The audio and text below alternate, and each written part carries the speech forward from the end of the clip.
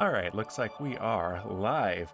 Had a little bit of a hiccup there. I clicked the start start streaming button and went to go get my drink and etc.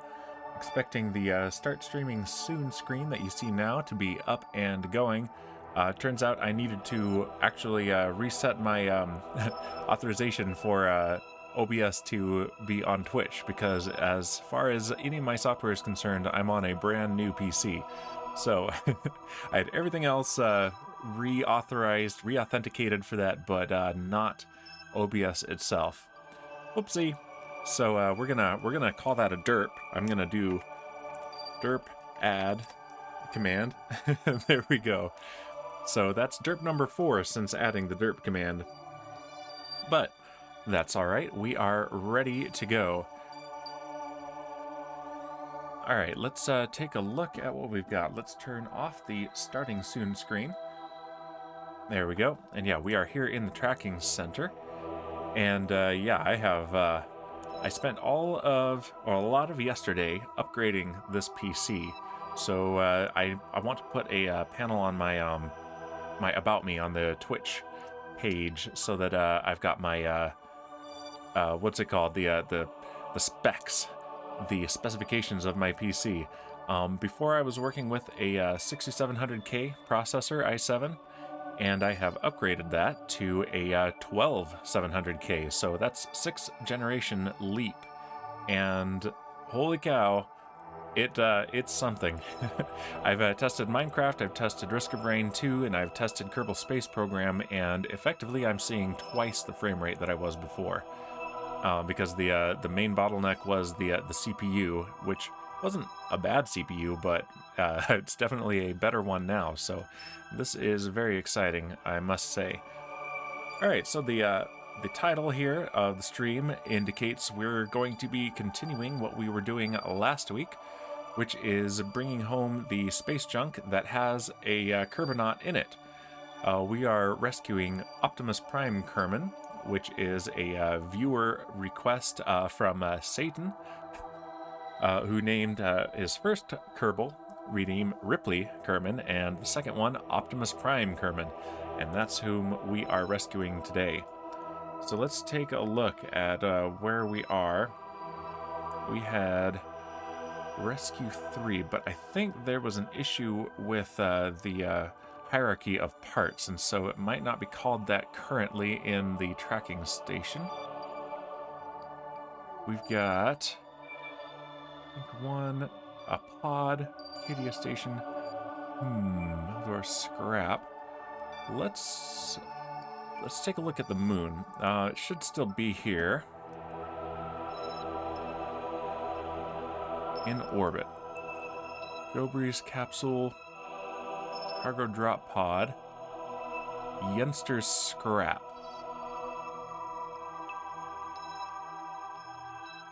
Yenster was the one that I had, or Jobri, one or the other was the one that I had renamed. I did not have time yet to fully test everything, so hopefully things are okay. Let's head to Arcadia Station and hope that we're not working with an issue here, because that would be interesting if so. We have backup plans if necessary.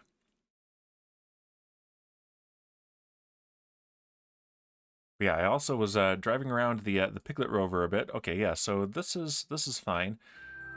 And yeah, we are working with between 20 and 24 frames per second here, where before we were working with 10 to 12. So yeah, we have doubled the frame rate effectively on everything that we're looking at here. And should I really have all 6 of these here? Do any of these have Kerbals in them? No, this place is empty. Okay, so, and that's what we're expecting.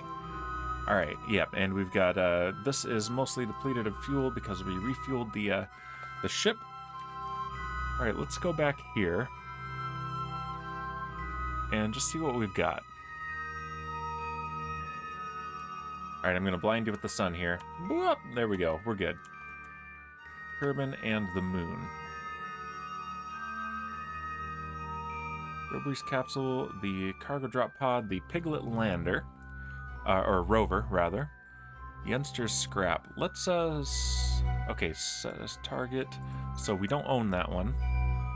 Debris capsule we do own. Interesting. Okay, tanker 1, fuel tank. Yeah, I don't see our rescue craft.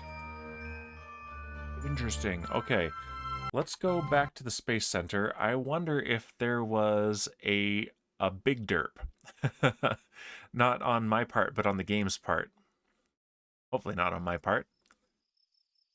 And hopefully it hasn't brought tragedy to the rescue craft. Because we've had it before cause issues, and actually not where I went to go. I wanted to go to the Kerbinaut station, or the Kerbinaut building, astronaut complex, that's what. Lost. No, not lost. Okay, assigned Optimus Prime. Oh, I know why I can't see it. All right, I remember now, because it was tracking it as an unknown object. Yeah, I'm recalling it now. There's been a lot since last time. Okay, toggle unknown. There we go. This is what we need. Now, if I go down here, yeah, Probodoba 9 hex. So yeah, we had assembled in orbit this thing here, our grabber. So let's go fly that, and this is what we're actually looking for. All right, whew. I was worried. I was worried. Not gonna lie. I thought maybe we had a serious issue. There we go. Okay, that's where we left it last time.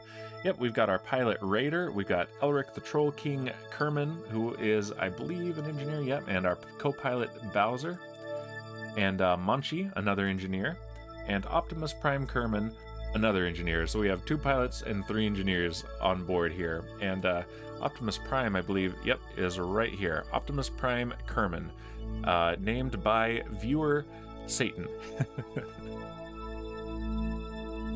Take a sip of my drink there, in relief. Yep, and here we are in low orbit around the moon. And we need to get this guy back to Arcadia Station. We've got 1,300 meters per second of delta V to work with. So we want to go first rendezvous with the nearby fuel tank station, the NFT station, and top off our fuel tanks. Which is going to be interesting because that's our docking port and it is in use. So we might have to detach that, refuel, and then pick it back up, which will be fine. All right, let's take a look. And we are right there. And that's our target there. And can I... Let's see. Let's call that a probe. Alright, so now it's no longer an unknown object, which is good because we know what this thing is. So let's... Is that unknown right there? I think so. Yeah, it's behind the the Kerbal Engineer readout in the UI, the GUI. All right, let's oh, look at that. We got Kerbin rising on the horizon. Let's plan our maneuver. This is pretty familiar at this point. I don't know exactly when we're going to intersect that, but we are perfectly in plane with that, which is excellent. So let's just put a maneuver here and see what kind of an intersect that would give us, and then move it as needed.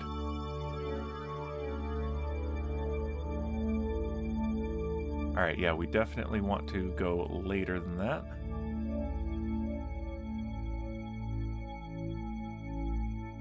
There, looks pretty good, but let's close those up. There we go. Right there looks like a perfect place to maneuver. Yeah, we get a 1.3 kilometer separation.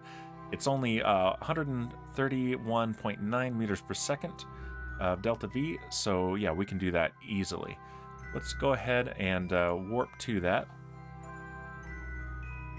let's see, that's in 17 minutes, so let's give ourselves a little bit of lead time.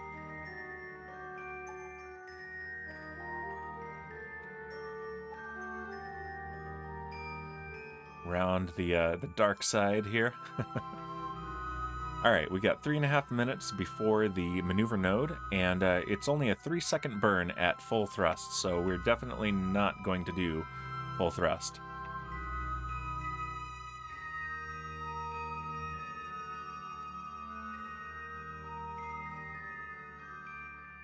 And let's make sure also that we are controlling from here.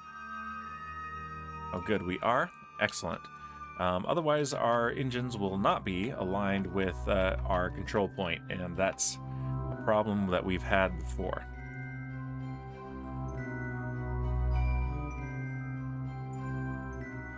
Yeah, it's hard for this to come across through the stream, but yeah, this is very much smoother than before, and it wasn't bad before. So, yeah, I'm very happy with my my upgrade here. This has gone great.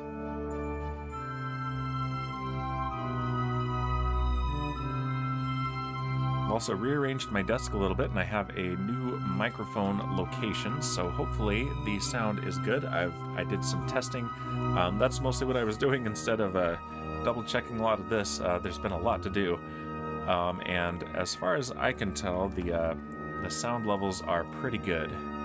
I'll definitely be reviewing the VOD and asking for feedback as people shuffle in. All right, we're 10 seconds away. Let's gently throttle up.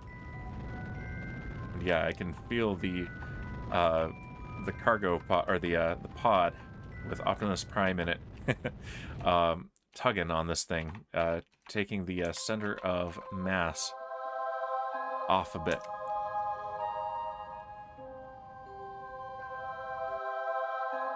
And I am having to compensate definitely quite a bit. All right, we've just about got our maneuver done. Watching our separation at approach drop. And let's use the RCS thrusters to tweak this just a bit, because yeah, this is fine-tuning. Okay, that is about what we will get.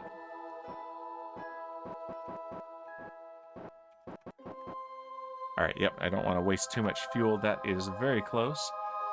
We can do a correction as we get closer. In fact, let's go ahead and start warping a bit. I take another sip of my drink. My drink? I don't know what a drink is, but I do have a drink.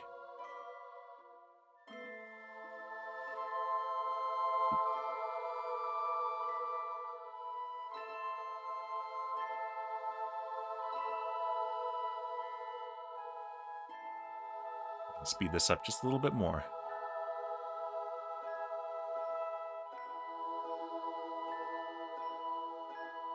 All right, right about here, I think we are in a good position to do a little bit more tweaking. So let's point prograde here. And then just tap on the RCS thrusters a bit. And we don't have a ton of monopropellant, so I don't want to use too much.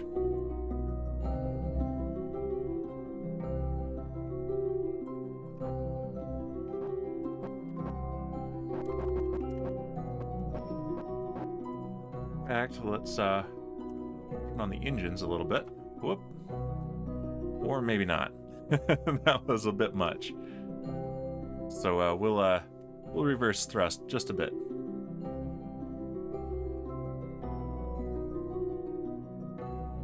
Pin that, and let's pin that. There we go. We definitely want very gentle. Yeah, 1.3, that's fine. Let's move in closer. I don't know if there's any monopropellant to replenish us here either, so yeah, hopefully that's not a problem. There's the station there, we're coming up on it. switch to target reference here. We're 40 kilometers away. Let's get out of the map view here. There we go.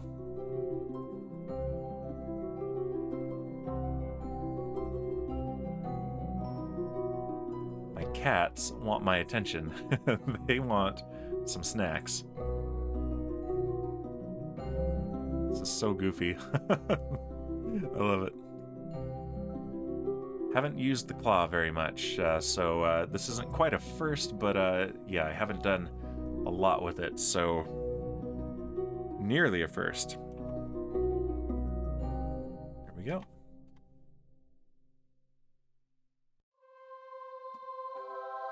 Let's get closer and then fine-tune our approach, as well as slow it down. Maybe 10 kilometers. 12, 11, 10. All right. Yeah, this is tightening the approach and slowing us down. Just what we want.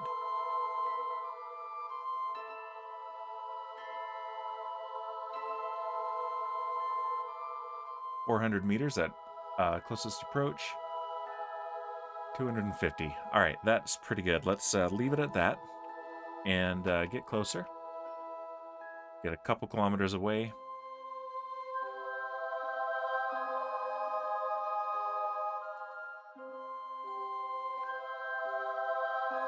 All right, and now we definitely need to slow down.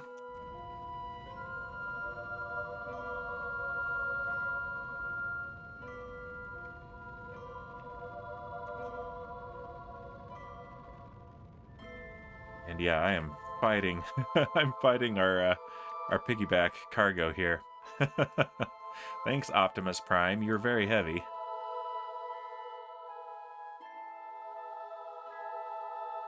All right, yeah, that'll that widened our approach just a little bit, but not too much, and we're definitely going at a much more reasonable relative velocity.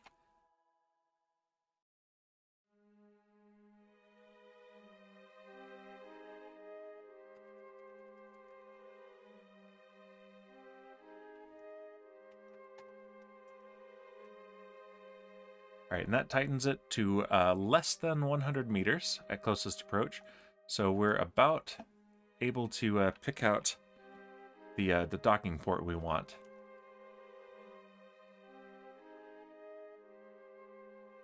Of course, it's in shadow.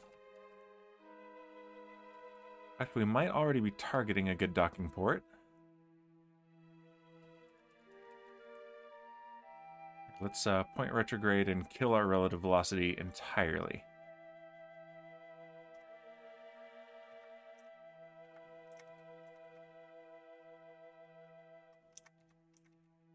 There we go. Yep, there's a docking port. Let's set that as our target. And make sure nothing is docked to it. I think, okay, yeah, there is our space forklift on the end of that one there. All right, and I want to not use the RCS if I don't have to, because we're very short on RCS fuel. Next iteration of this will have yet again more RCS storage. All right, let's lock the camera. All right, we want to go right about there relative to the target.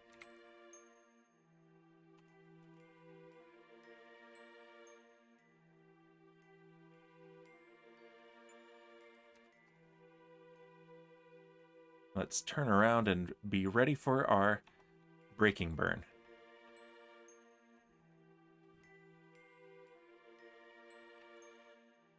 Using only the reaction wheels.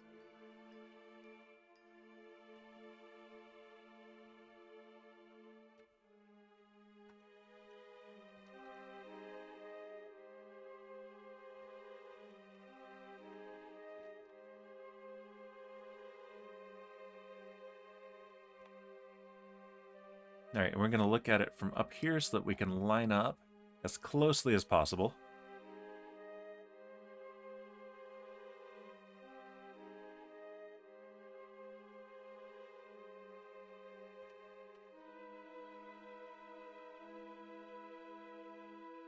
Coming up right over the top of it here. And right about here, let's brake. Awesome. Okay, and now let's let go of this guy right here.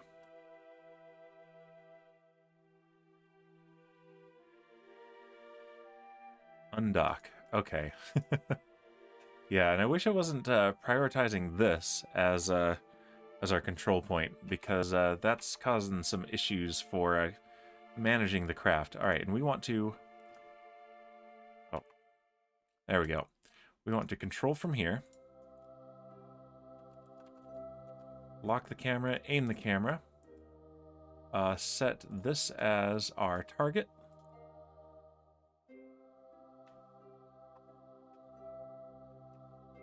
Make sure we're dodging that. Okay, excellent.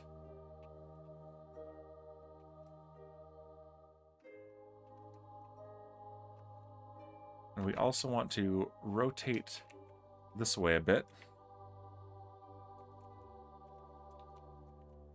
There we go. So that we don't want to clip those solar panels. That would be bad. It wouldn't be catastrophic, but it wouldn't be it's not desirable. That's for sure.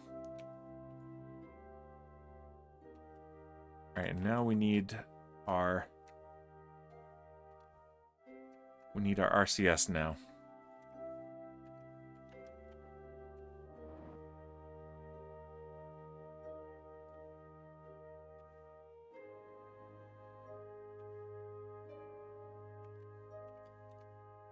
There we go. Yeah, coming in very gently, trying for high efficiency. As little RCS fuel as we can consume.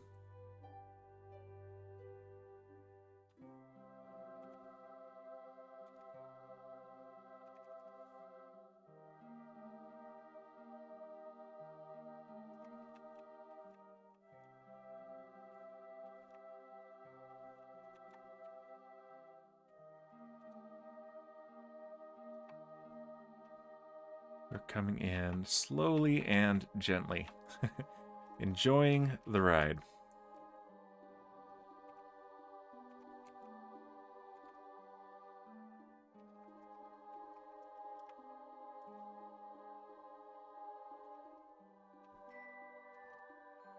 All right, come on, we got this. We burned almost nothing as far as RCS fuel is concerned. Excellent. Okay, now I don't think we do. We have monopropellant. Okay, I was worried that we were out of this because we didn't get any last time we docked here, but now that I'm thinking about it, I think I just had forgotten, which is fantastic news. Okay, let's before we forget again, let's make sure that we get this. Okay, these are the ones we want to transfer out of.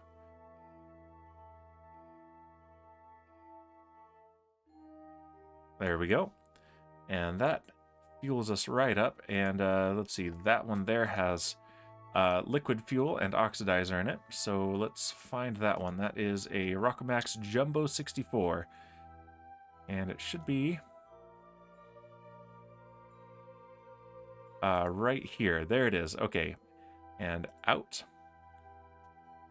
And the oxidizer as well. Out.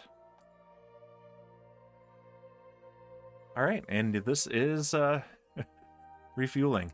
So one thing that will help in the future, once we've unlocked some more technologies, is being able to refine fuel from minerals that we drill on the surface of the moon itself. That will make doing this so much cheaper, because then we can set something up on the moon and refuel this station at least from the moon. And that will be a ton cheaper. That would be insanely cheap compared to what we're doing right now. All right, we have depleted this. So this is the last refueling we get out of this station until we refuel the station itself. So that's going to be an issue in the future, but it's not an issue right now. Okay, let's go ahead and undock.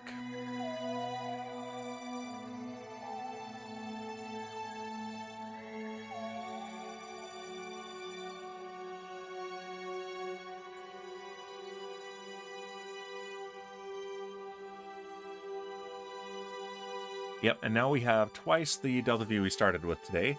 We have 2.6 kilometers per second of delta V, which is absolutely fantastic. All right, we want to control from here. Make sure the camera is locked. It still is. Okay, good. And we're going to aim the camera, and we're going to choose this as our target.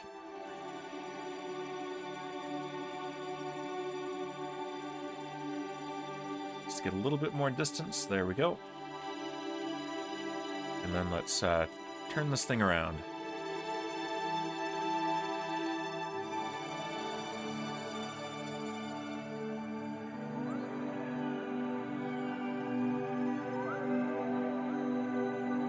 There we go.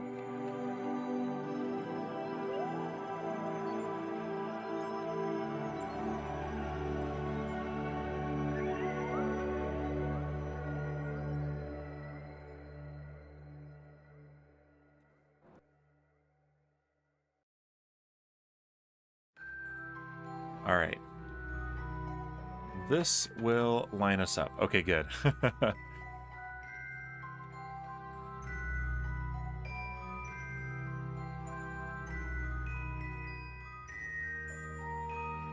Yeah, this is definitely a little bit tricky as far as dockings are concerned. And let's go just a little bit faster. 0.2 meters per second. There we go.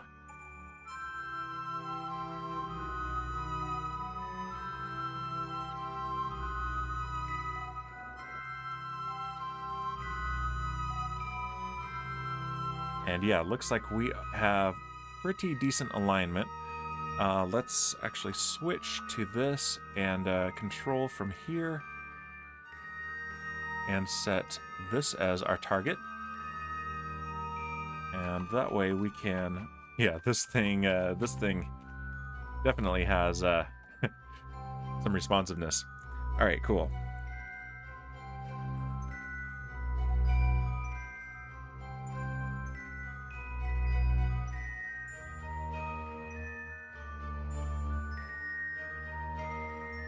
There we go.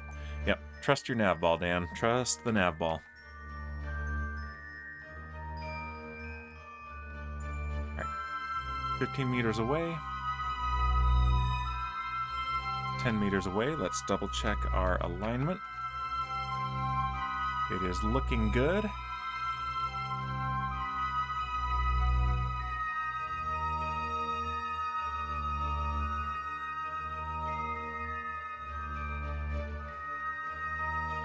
All right.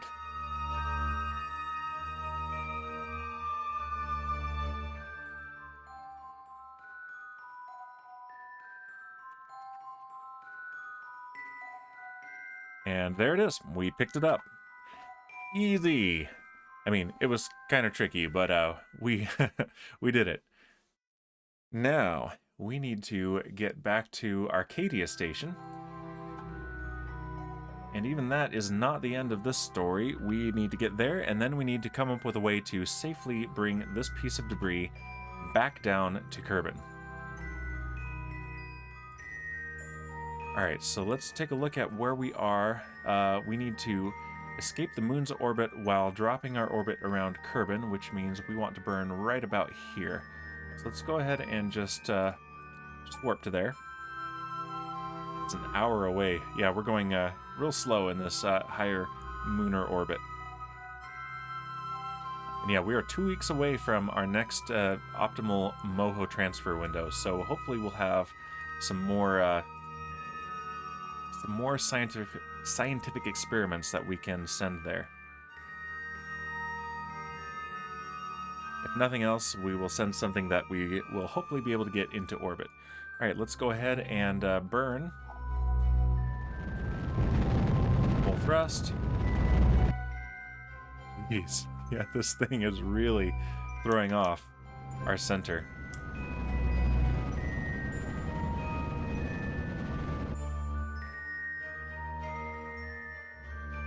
In fact, I think... Oh, shoot. Yeah, I've done a terrible thing. Control from here. Yep, that is the derp that I was talking about. So here we go. Derp, Oop, caps lock. Derp, add. That's the 5th derp. Whoops. Yep. I need people to remind me of that one. Alright, let's, this is still throwing off the center of mass, but that was not the main issue we were running into this time. Okay, let's do this. Yeah, that's more like what I was expecting, and wow, this is fighting me. That pod is surprisingly heavy.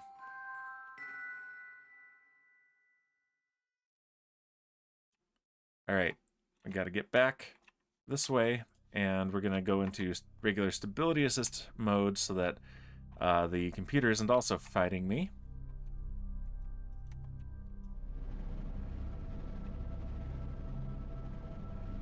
There we go, and here's our Kerbin periapsis. We want that to be around 150 kilometers, I believe, is the altitude of Arcadia Station. And that is not a bad inclination either, so let's... It's going up if we burn that way, though, so let's burn this way. Oh, it's going up more that way. Interesting. All right, let's leave it at this. This will escape the moon in 3 hours, which is great. So yeah, let's time warp out of the moon's sphere of influence.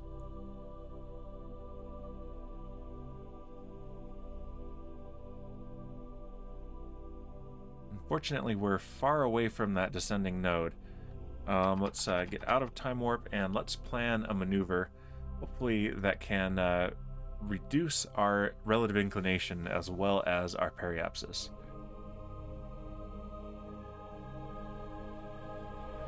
Yeah, not from here really.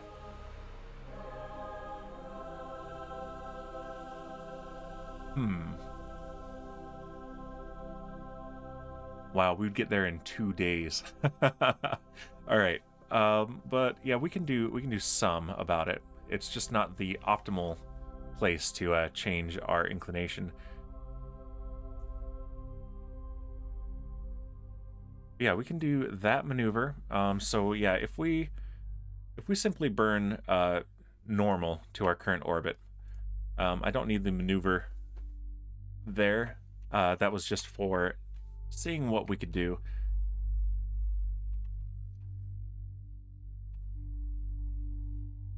So yeah, let's just change our relative inclination just a bit.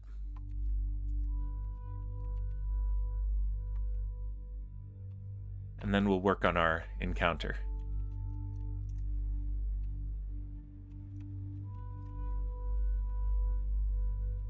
Three degrees, 2.5, 2.4, 2.3. Okay, I'm gonna look up here for...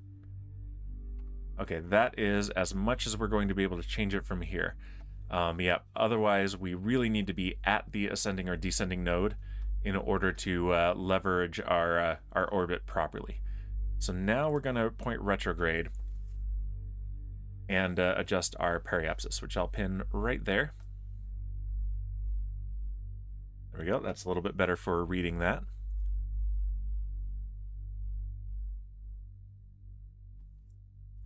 All right, and let's just gently lower that to about where our station is, which is about 150 kilometers above the surface.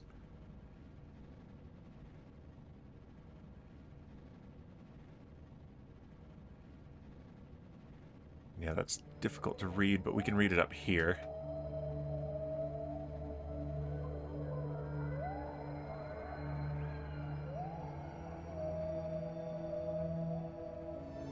All right, we've got 200 kilometers, 160. That is definitely close enough. All right, let's go ahead and warp to the ascending node. Let's warp just a little bit before it. And that's 1 day away.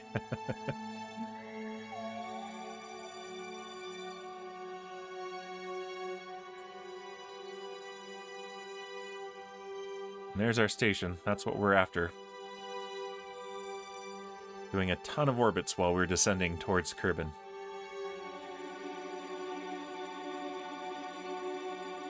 All right, and since this is the ascending node, and that's in 7 minutes, this time we want to burn anti-normal, which in this case I believe is towards south on the surface of Kerbin. Yeah, there it is right there. Go ahead and pin that. And get real close, and let's just time warp just a bit.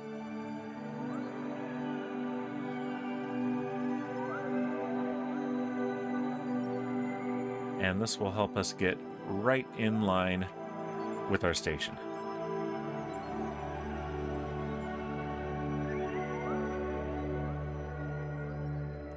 Just a gentle, gentle burn. Here we go. We're actually pushing it away, so let's get just a bit closer.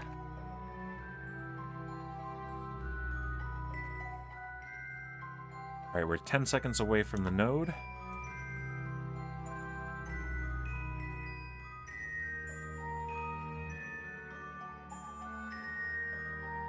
And we'll get closer again. Pretty much right on it. There we go. That is about as good a plane correction as we can expect. All right, so now what we need to do is get to our periapsis, which is also where we're going to intersect the station, and then drop our apoapsis, basically changing the length of time it takes, our orbital period, so that by the time we get back down to here, we will be right in line with our station. Right exactly ready to meet it.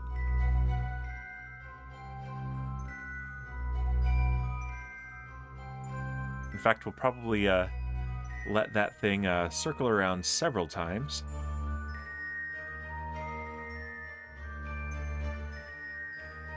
The time to periapsis is 5 minutes. 4, 3. Okay, let's point retrograde now, so that we're ready for our burn.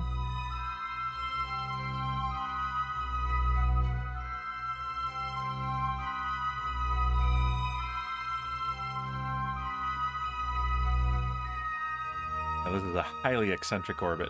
Look at that.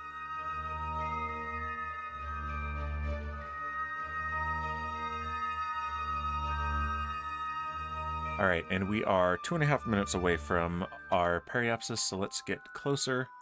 We want to get maybe 30 seconds away from it and see what we can do.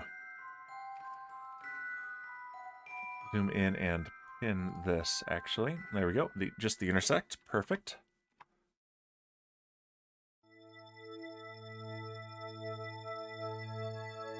All right, and a gentle burn. We're going to watch as this... It'll actually probably bring up the second one. Intersect 2.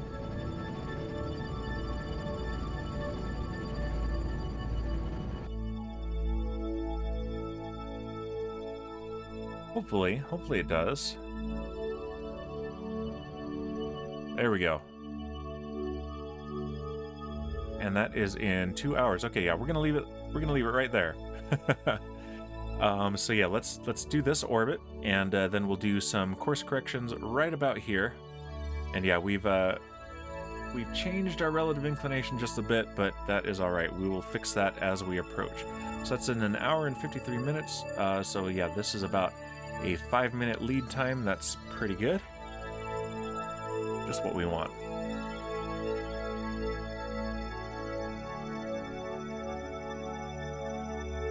Let's go relative to our target. Yeah, because we're going to be going a relative velocity of 500 meters per second, which is very, very fast. We don't want to be going that fast when we actually meet the station. Yeah, it's ahead of us, and we're going faster than it is. So yeah, we are going to be catching up for sure.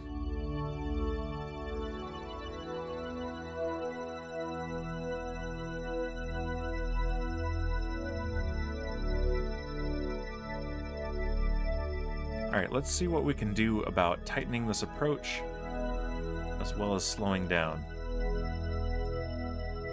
All right, good. That is tightening it up. 9 kilometers. Oh, now it's widening the gap again, so we're going to hold off.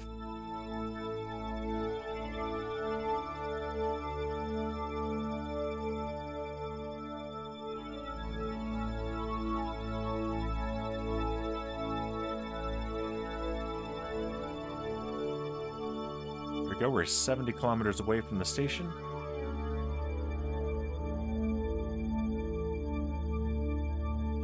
All right, let's get out of map mode as well, and let's, can we see it? There it is, okay. All right, we're going to go into stability assist mode, and we're again going to slow down and tighten the approach.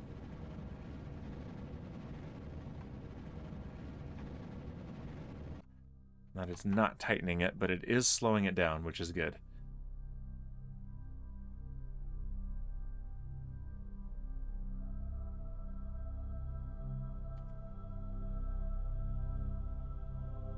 $40 kilometers away. And it looks like maybe we'll actually do this docking in daylight, which will be nice for a change. I know it probably, statistically, we do about half of them in daylight, but it feels like almost all of them are at night. Okay, good. That is tightening the approach. Though I'm still fighting the our hitchhiker here.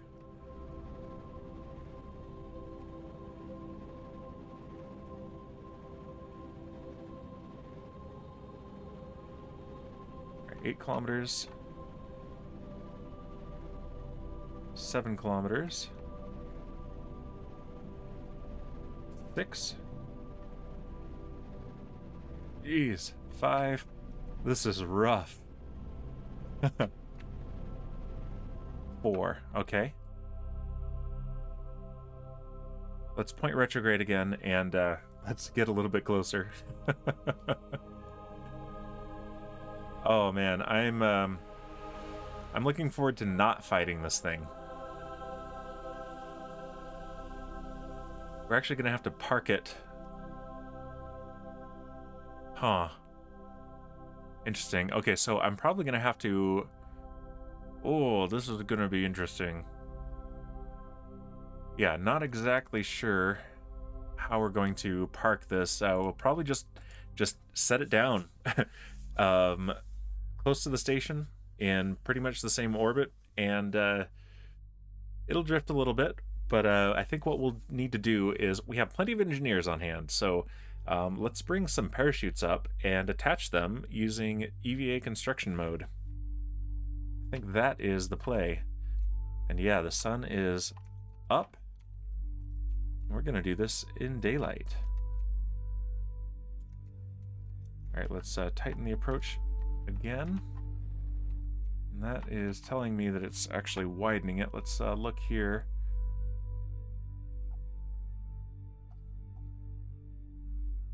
Yeah, let's get closer.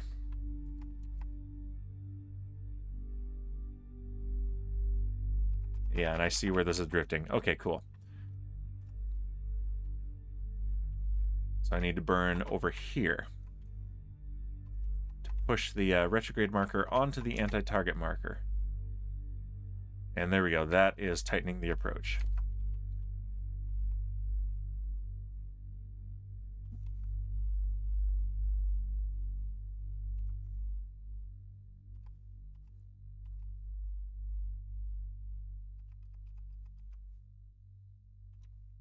Yeah, I'm glad we refueled, because we would be out of fuel right about now if we hadn't.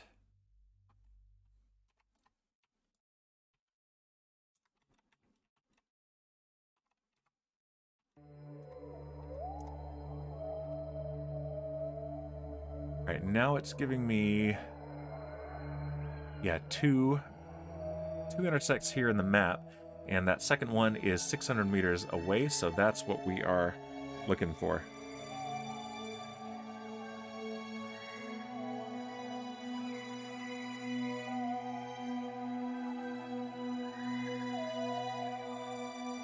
All right, and that was the little pause while it loaded the station into physics.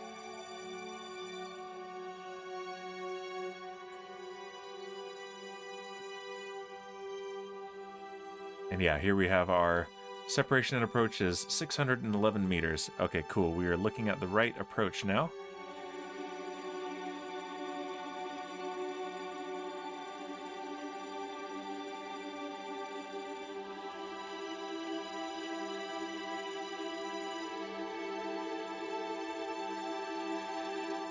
Let's get even closer. All right, 238 meters. That is pretty close.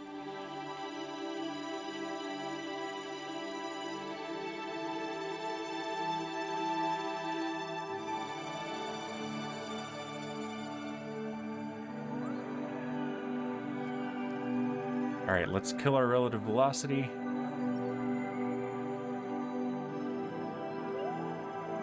And go for maybe that docking port right there. Looks pretty close and accessible.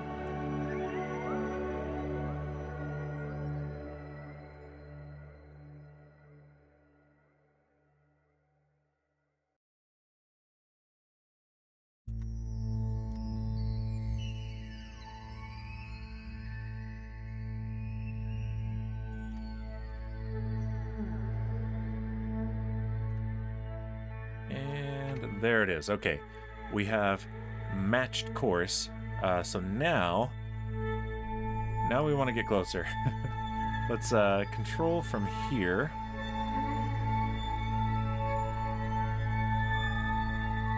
And aim the camera.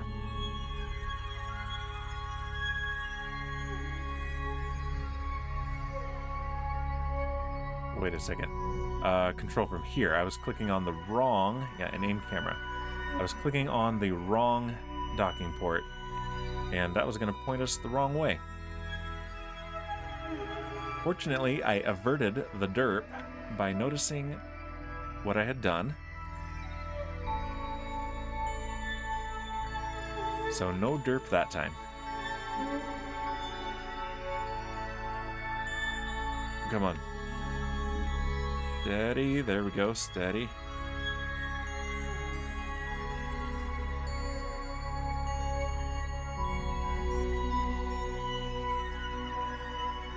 Line up this way. Perfect. And RCS is on, and let's burn towards the station.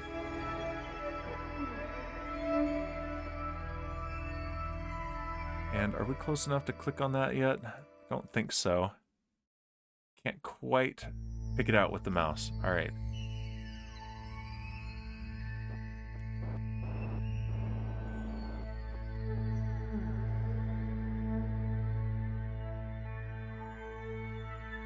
Yeah, before we send this guy out on another mission, we're gonna need more fuel. Which is quite expensive, so maybe we do something else for a little bit after this, and see if we can get some science. I did drive the Piglet rover a little bit, and I think I know where we should take it to get more surface science on the moon. So that's probably what we'll do after this.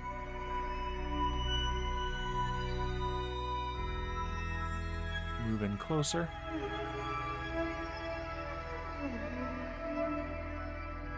Can I click on appropriate docking port yet? No, it's a little bit far away. Clampotron docking port, actually. Here we go. Set as target. Awesome. It did do it.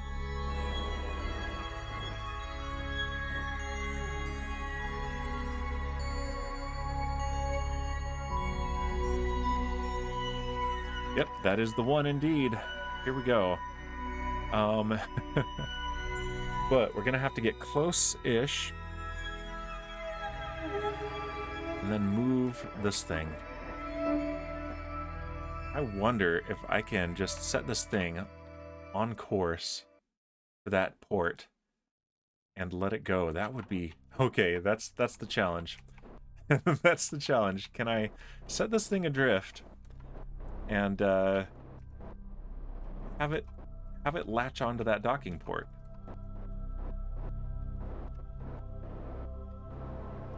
We're definitely gonna want to be close and go slowly to do that. Okay, so let's get a little bit closer and slower and dead center on that thing.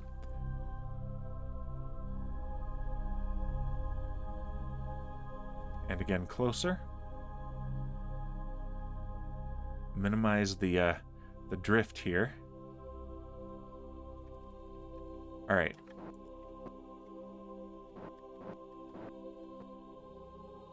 All right, let's let it loose. This is probably very foolish. All right, this here, undock. And back off.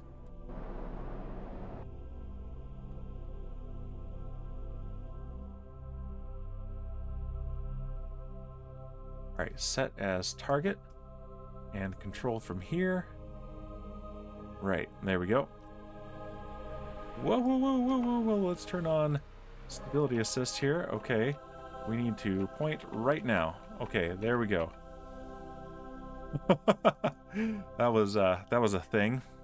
All right, the magnets hopefully will take care of us. Come on, magnets. All right, the station. We are gonna control from here. Aim the camera and set that as our target.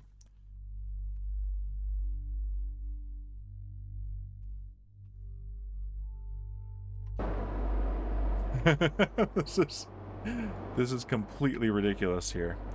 Okay, that's a lot of RCS. Are we controlling from here?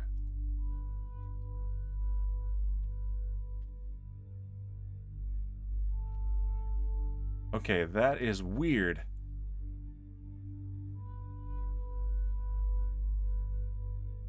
All right, well, that did not work, which is unfortunate. I was really hoping that would work because that would have been very cool.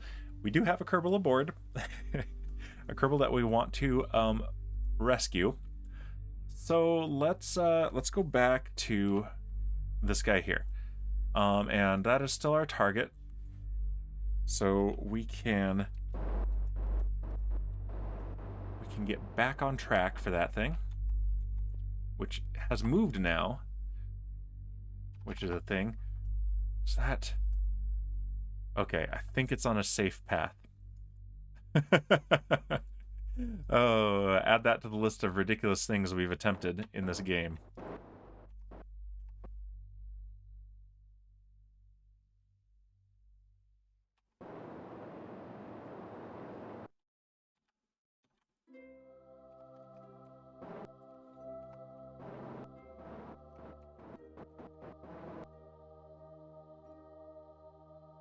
Okay. Our alignment looks decent. Not perfect, but decent. In fact, let's go that way a bit.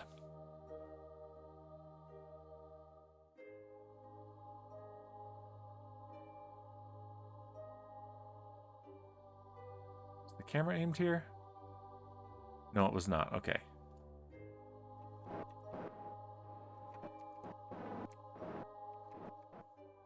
There we go. That lines that up, and that's pretty good.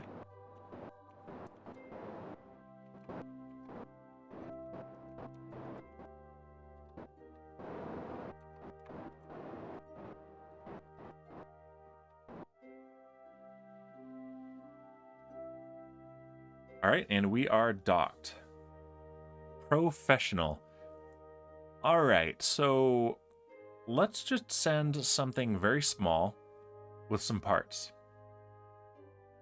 That's coming back the other way. Did that did that bounce off of there? That would be hilarious if it did. I think it might have. Well, we can pick it up if we need to with the space forklift, so that's not a huge issue. All right, let's go back to the Space Center and plan a very small mission.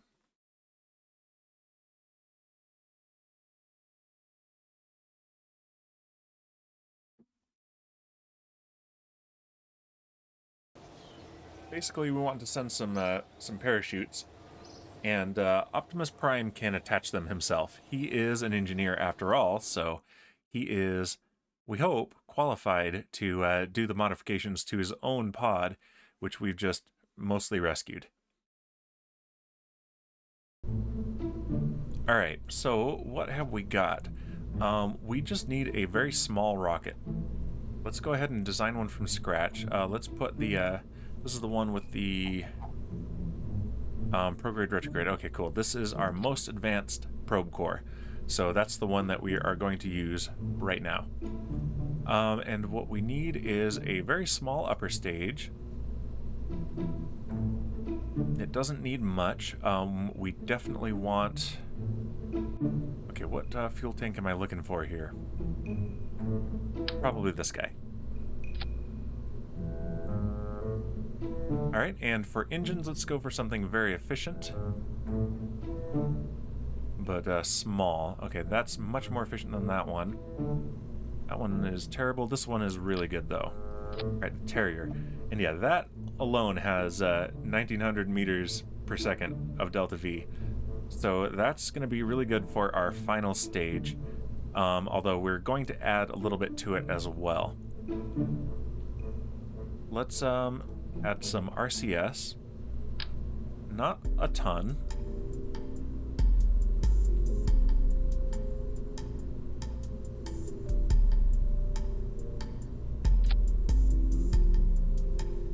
Like that should be pretty good.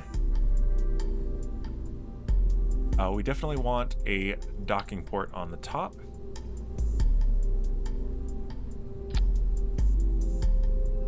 And we want to have the RCS thruster blocks. We only need the very small one. And let's put it right through center of mass. That's thrust. That's mass. There we go. And we'll put 4 of those on.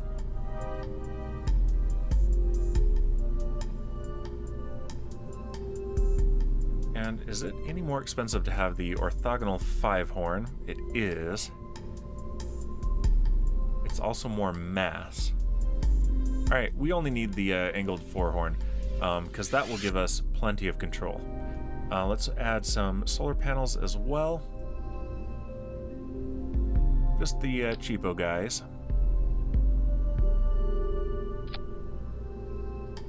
Wouldn't want to run out of power while doing this, and we'll probably want to see if we can make this happen during the daytime as well.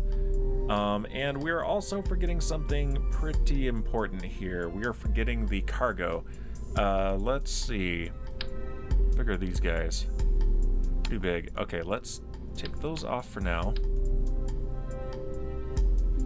Let's do just 2 of these. And 2 of these. And that should be balanced. Yeah, we've got no thrust torque reported here. And now we want to put our parachutes in there. Let's hope that they can fit. And yeah, radial mount will be fine. Okay, yeah, that's the XL Mark 16. Okay. Just double checking what we've got. Okay, let's do this. Let's open this up. And this as well. And there's no room for that. Brutal. Okay. Noted. These do not have the capacity I need.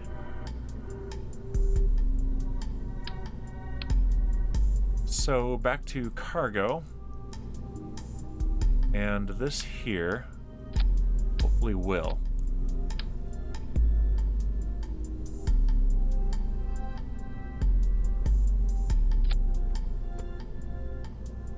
This has also thrown off our center of mass by a little bit. So let's take a look at that again. And let's move these right to there. And 4 of these again.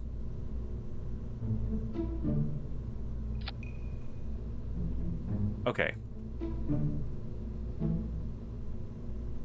Hopefully this is enough. Yeah, we'll be doing this for a final stage, so yeah, this will be fine. And so far, it's pretty inexpensive as well. All right, now, can we fit these guys? A cargo part that can be placed inside inventories. Okay, good. All right, 1, 2, 3, 4. And let's do a couple of these drogues as well. And that is really bringing down our delta V, but that's okay. Oh, these can stack. That's cool.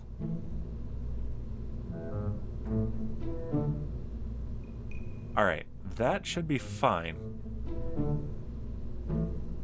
Now we need to make the launcher, and we're not going to use one of our existing launchers. They're all way overpowered for what we need for this, I believe. So let's do TD12 coupler. There we go. And our upper stage get us to orbit. Let's do...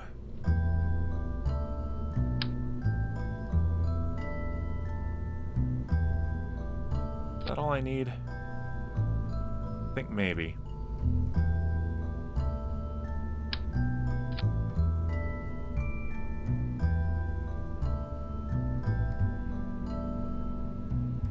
Let's stretch this tank just a little bit. Do this tank. There we go. And yeah, that is 1800 meters per second delta V in this stage right here. Fantastic. Okay, couplers, TD12 again. And let's put a nice big fuel tank on there. And we don't need anything super fancy. We can maybe make do with just a swivel even. Okay, and we can do a little bit more fuel.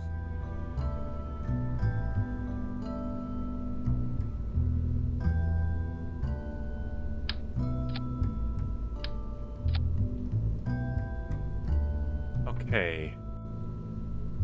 Yeah, so that'll give us 1900 meters per second. Another 1800 on this stage right here. And then we have 1 kilometer per second for the final stage for rendezvousing with the station itself. And these are pretty decent thrust to weight ratios as well. All right, I like that. That's really good. Let's put a couple of launch stability enhancers on the bottom. And let's also put some aerodynamic stability on this too, because this, I think, is going to give us some trouble. In fact, we want a fairing. We do want a fairing.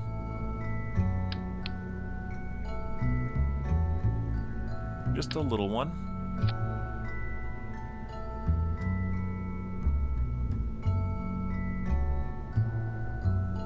And let's make it silver. Clamshell deploy on 2 sides, and let's ramp up the ejection force to maybe 500. And let's rebuild this a little bit too. Make it a little bit less drastic at the bottom. There we go. Spread that out a bit.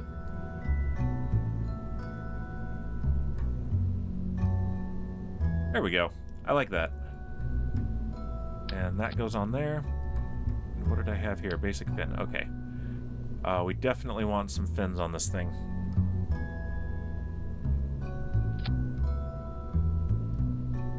Take these off and see what this is telling us. I don't always trust this, but that looks good. That looks good, and this will get us plenty of altitude for the atmosphere to be thin and not flip once we lose the bottom stage. Alright, and it's a pretty cheap flight as well. Excellent.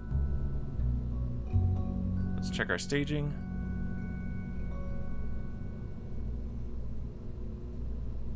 That on a separate stage. Okay, so once we light the second stage, we can stage our fairing. Okay, I think this is ready to launch. We're gonna name it the classic Untitled Spacecraft. This is a one-off here. Actually, let's just call it Cargo Resupply. Oop, caps.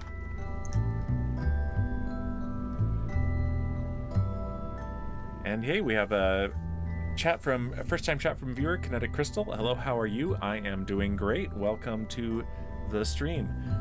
We just brought a capsule with a Kerbal in it back to our station, and we need to get it home, so I'm sending a cargo mission to the station with some parachutes in it so that we can add that and hopefully safely retrieve it.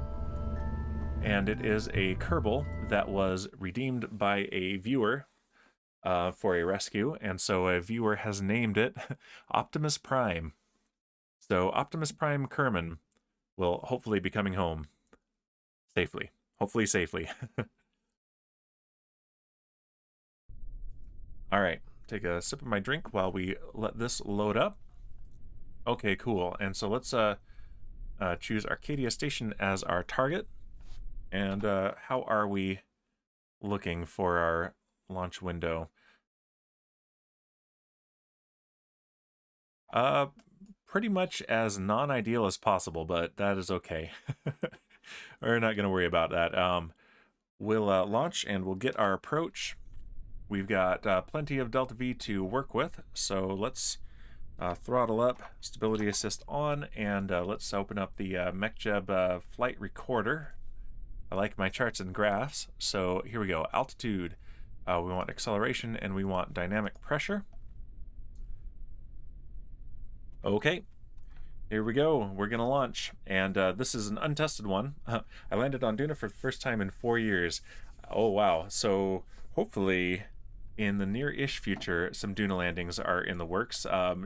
Jebediah accidentally burned the wrong way coming home from Minmus and ended up approaching Duna, so he's lost in orbit, and the rescue mission also got lost. So we're waiting for a chance to rescue them, but it hasn't come yet. All right, 5, 4, 3, 2, 1, and launch. And our vehicle is pitching downrange. 3 capsules on Duna right now. I remember an old save that I had where the first time I landed on Duna, actually, got the classic landed safely but did not have the Delta V to come home, so had to send a rescue mission. And this is fighting me with the aerodynamics.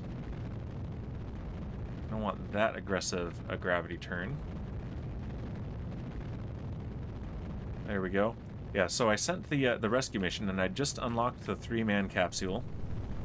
And I did not know how to assign or unassign Kerbals, so I sent a full 3-man capsule to Duna. So even if I'd had enough Delta V to get home with that, I would have had to leave at least one behind. But I didn't, so they were stranded there too, and the next rescue mission got stranded, so instead I decided to send them a rover and call it a base. And our vehicle is supersonic. And I am really fighting this. Okay, but I think we can go prograde now. There we go, that's better. We have maximum dynamic pressure as well.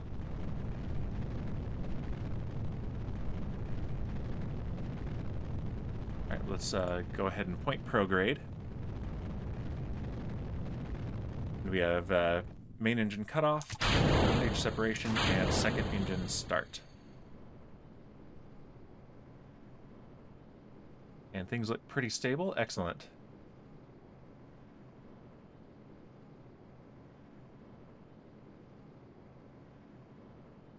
Alright, let's go ahead and deploy the fairing. There we go. And that that went. Alright, we can close the flight recorder now. And we're looking for an apoapsis around 150 kilometers because that is the altitude of our station. Although we're probably going to go higher than that because we'll need to come back around. Kinetic Crystal says, yeah, I have a rescue craft in Duna orbit. However, the capsule is on the North Pole and I ran out of fuel. My rescue needs rescuing. Classic. It's not a true first rescue of a Kerbal on Duna if you don't need to rescue the rescue of the rescue. All right, let's go ahead and pitch down a little bit. We need to get a little bit more lateral velocity. Let's take a look at the map. Yeah, we're probably going to go ahead and let the apoapsis go high so that we can make a long orbit and come back to meet the station.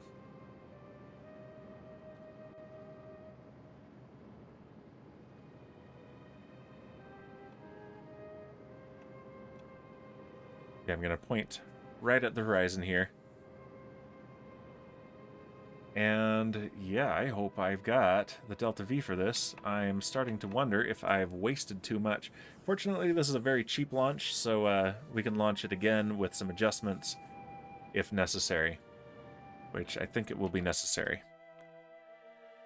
Yeah, 3 meters per second left on this stage. Okay. Well, let's go ahead and eject that stage and see what we can do with this. Got an encounter, says kinetic crystal with Duna only using 300 meters per second. I don't know what that is in Delta V. That's a pretty efficient burn there. You must have had a really good transfer window. Let's go ahead and warp to apoapsis. A little bit before apoapsis.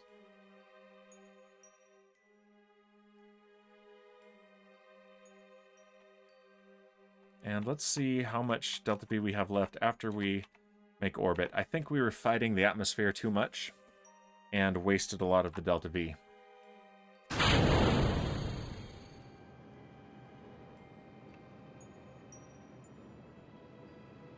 This thing is super lightweight though, so maybe?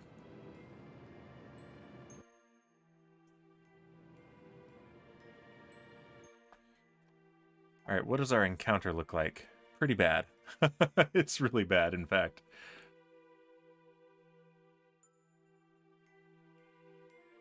Yeah. Well, let's try. Let's try, though.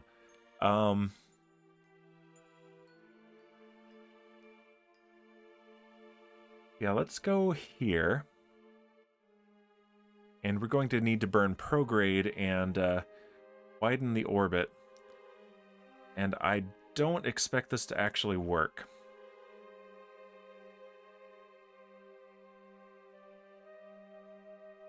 But we're going to try it.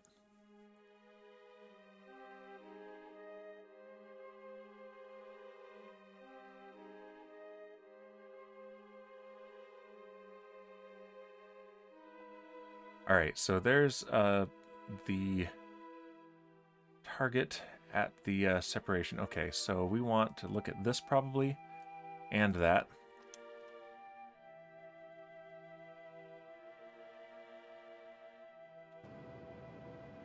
Can we get this around here with enough fuel to spare to slow down? Maybe. Maybe we can.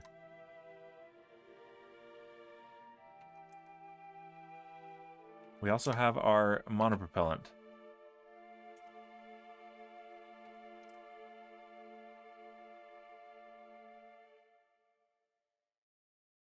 Oh, there we go. That is not as good as I was hoping, but... Alright, how is that affecting the monopropellant? Okay. Not using it up very fast. That is good. Okay. There's a chance. There's a chance that I can pull this off. Alright, let's go to our ascending node. Okay, we need to fix our inclination. And we'll be going slower over here, so let's do it here. Alright.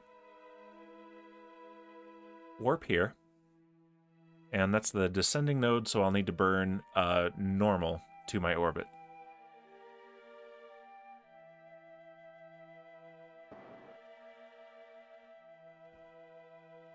And that's not that way, it's this way. There it is. Oh, stability assist mode, there we go. That way it won't fight me. Let's pin the ascending node so we can see what we're doing here.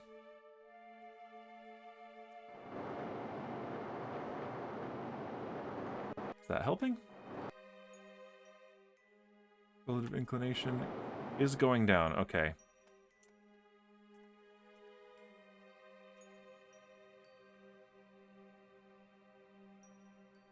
1 degree.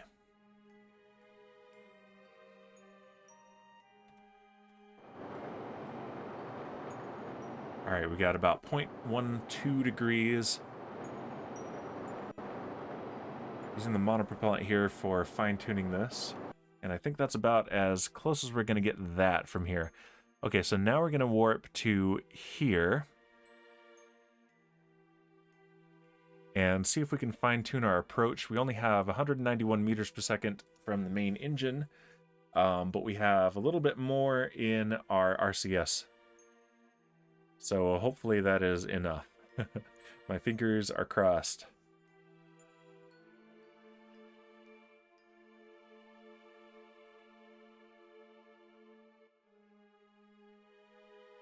All right, let's go relative to target.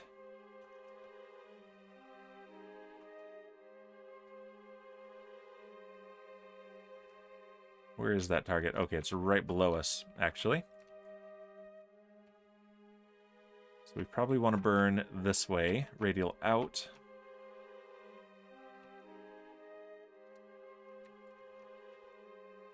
All right, let's see what this does to our approach. Let's move that so it's on a black background, easier to read.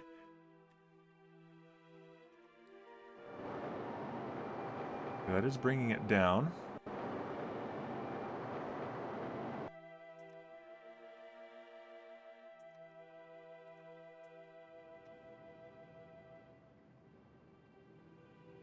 And we're going through our Delta V way too fast. Yep, I am no longer confident in this.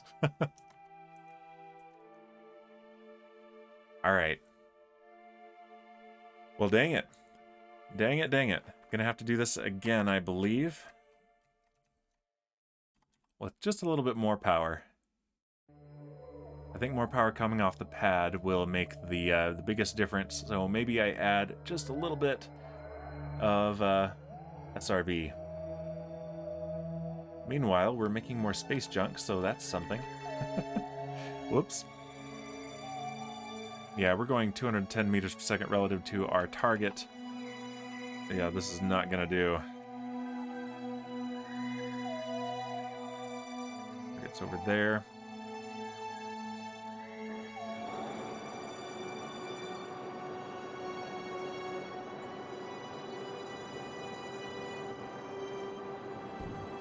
Yep, and we are out of rocket fuel. Yeah, this is not going to work, unfortunately. All right, well, let's try this again. Let's go back to the Space Center.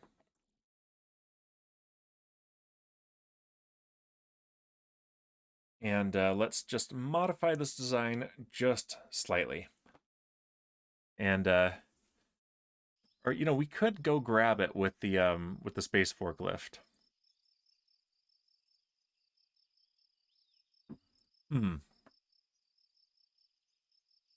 Fuel is in short supply, though. That's the problem.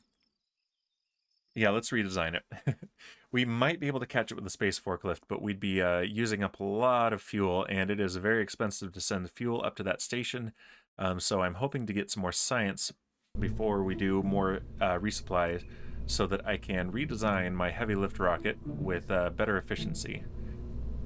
All right, let's go ahead and... Setson, welcome!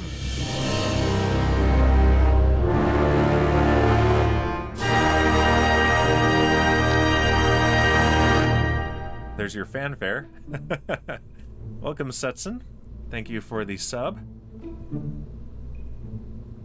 And using a ton of the Totem of Danbear Pig emotes. Excellent. And look at that. You've got a sword. You brought a sword. All right, let's add some rocket boosters to this thing. Dan.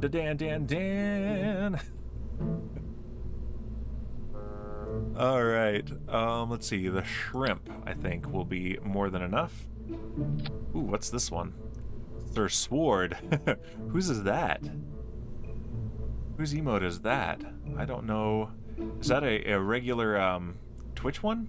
I shall abuse the power. That's what I'm hoping. Not. I meant that's what I'm hoping. Okay, and this will add just a little bit of power off the pad.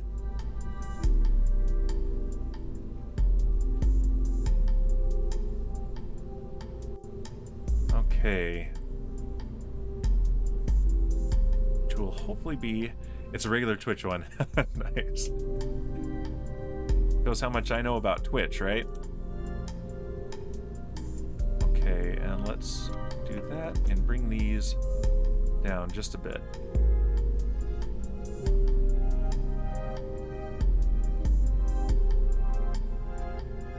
Okay, I like that.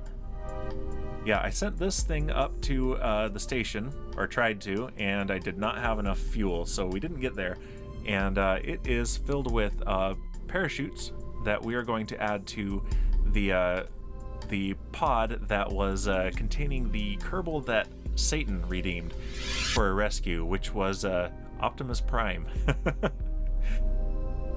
Okay, so let's add also a little bit more fuel. Let's stretch the fuel tank for our upper stage. That's the LT400. Let's instead use the LT800.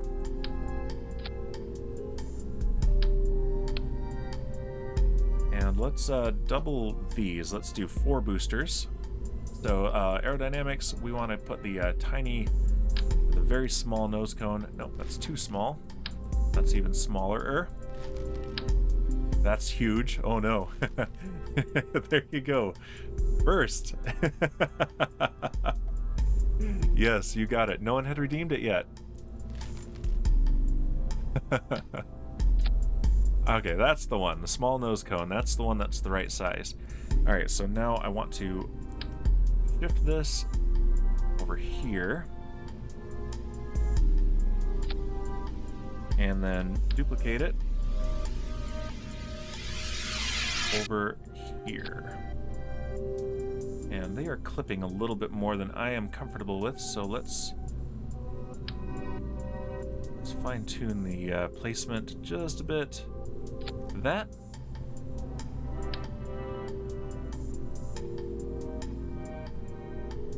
And like that. Okay, and they're not clipping the fins.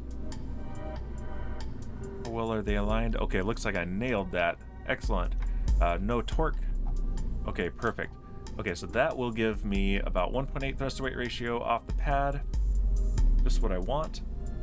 And let's do these in 2 stages. So this will be a pretty fun launch, I think. All right, Andy, we have a ton more Delta V than before. All right, good. All right, just double checking the staging. Okay, so these will all go along with the launch clamps. Then we release these, and then we release these. And yep, okay, I think that should do it. All right, we're gonna save this. All right, and let's go out to the pad, and we want to have a little bit of time between launches. So we're going to run the clock forward just a few days. Usually I go about 10 days. This is a very small rocket, so let's go maybe 5.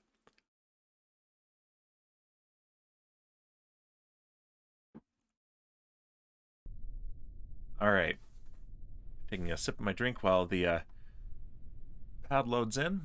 All right, let's warp to sunrise. And then let a few more days pass. There we go. Time lapse. All right. 4 more days. 1, 2, 3,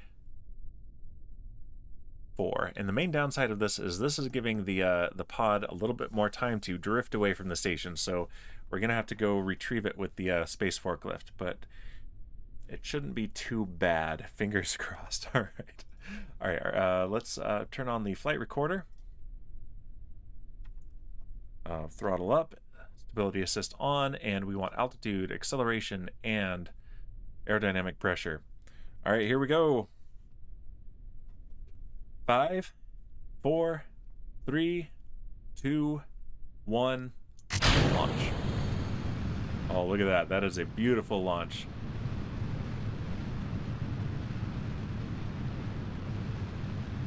Gonna do our roll here. Like real launches. And then we're going to pitch down range. You got this, Setsun. I hope I got this.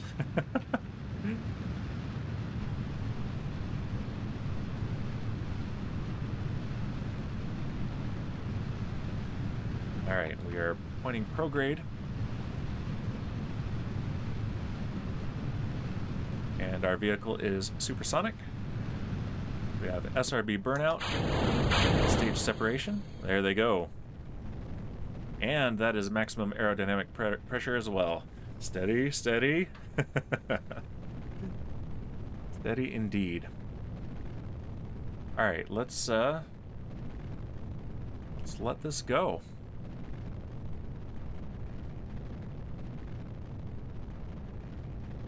right, let's be a little bit more aggressive on the pitch over. We're coming up on main engine cutoff.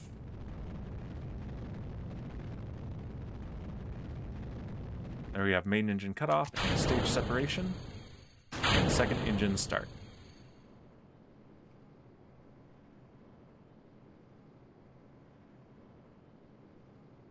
And we are going to separate our fairings. There they go. Let's go ahead and close this here. Set Arcadia Station as our target. And we're going to go back to stability assist so we can maintain pitch up a little bit. Let's roll back this way because I'm a little bit more familiar with it in this orientation here. There we go.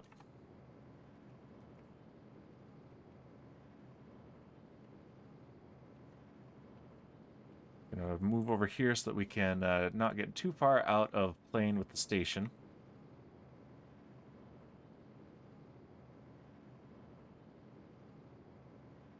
You know, we don't even have to actually go to the station. We can go directly to Optimus Prime's pod. It's basically the same approach because they're in basically the same orbit. But yeah, we can go straight there. He's an engineer. He can do this repair himself.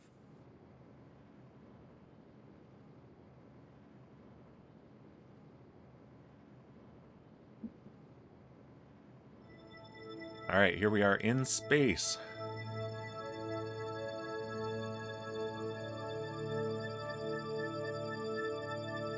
Let's go ahead and speed up the game just a little bit. We can speed it up more aggressively than before missing calculations with the new CPU. This is very nice. All right, let's point prograde.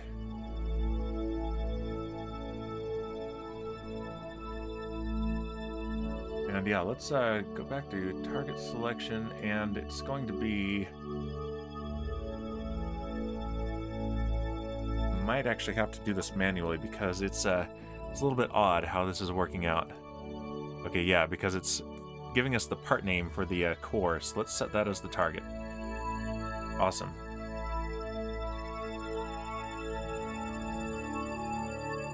Yeah, our apoapsis is a little bit high, so let's get closer to that and then hit orbit, and we'll set our periapsis to the altitude of the our target.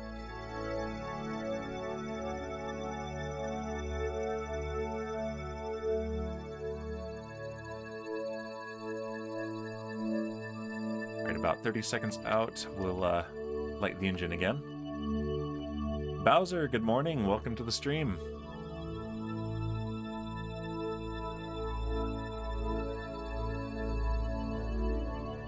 All right, let's, we are attempting to rescue Satan's Kerbal, Optimus Prime. All right, engines are burning again, and we're gonna see if we can get into orbit.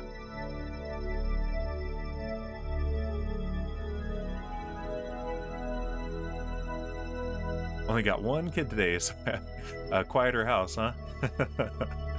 Very nice.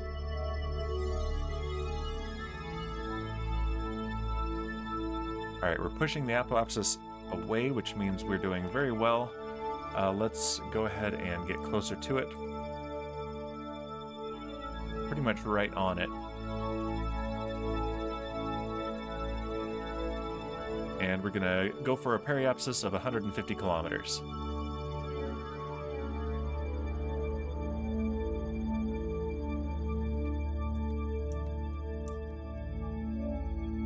There it is, right there. Okay, yep. And we have our intersects. So what we need to do is get to that periapsis and then adjust our orbit so that we can come and make an intersect with the station. Quite a bit. Man-child is home too. Oh, still asleep. He has work, and it's 9:30 a.m. He can suffer from refusing to get up earlier. Brutal. All right, there's our periapsis. Let's go ahead and get closer to it. It's 17 and a half minutes away.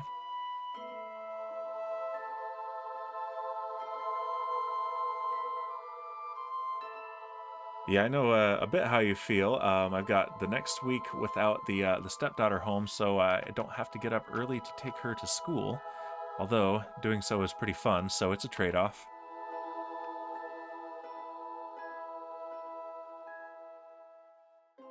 I don't get to bug her on the way to school, so...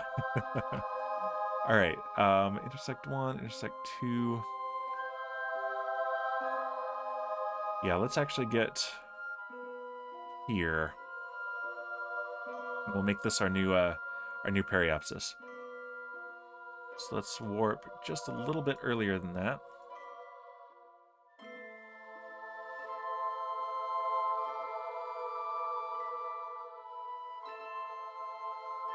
Oh no, we're out of electric charge because we're on the night side. Rough. Okay. In that case, let's go here, where we will have some sunlight to work with.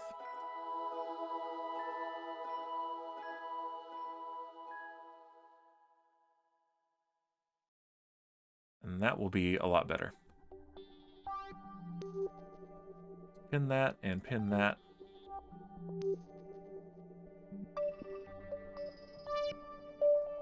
Alright, and now we want to burn prograde and get these things to line up so that the next time we come around, we will be rendezvousing with the station.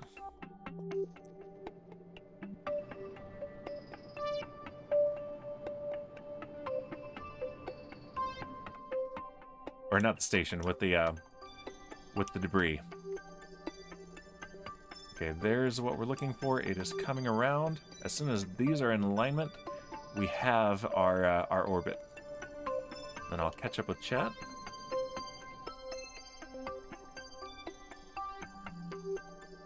And this time we definitely have the Delta V to make this work.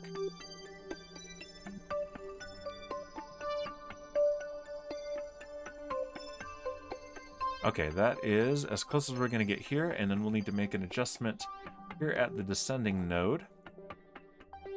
So we're going to warp around. See, that is in 54 minutes, so let's warp here so we got a little bit of lead time. It's frustrating, says Bowser, because it's not a weekend, so I had to do all the lunches, find clothes because he hung them on the line and it's pouring with rain, and then school drops. Day will basically be spent cleaning and tidying. Oh, that's rough. That is rough. Okay, so this is the descending node, so we're going to want to burn normal.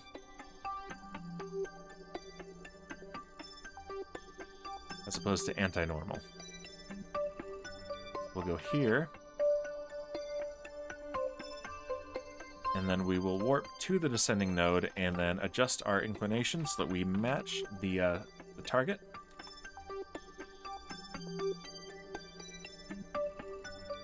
Let's pin it so that we can watch it change as we go.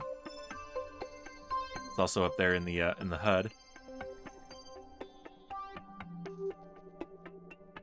Bowser, my wife introduced me last night to a children's show from Australia. We watched a few episodes with the kids, and they were glued to the screen. It's called Bluesy, I think it was called. Yeah, Bluey.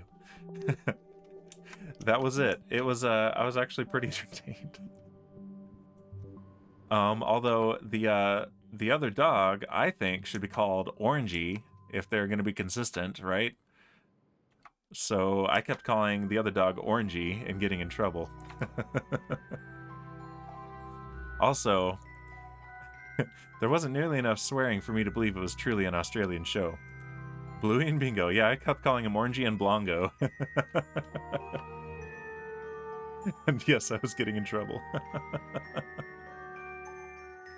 I mean, other than that, it seemed to be advocating for children to do violence on their parents while playing. I was pretty amused, I'll be honest. You'll learn a lot of Australian slang and ways.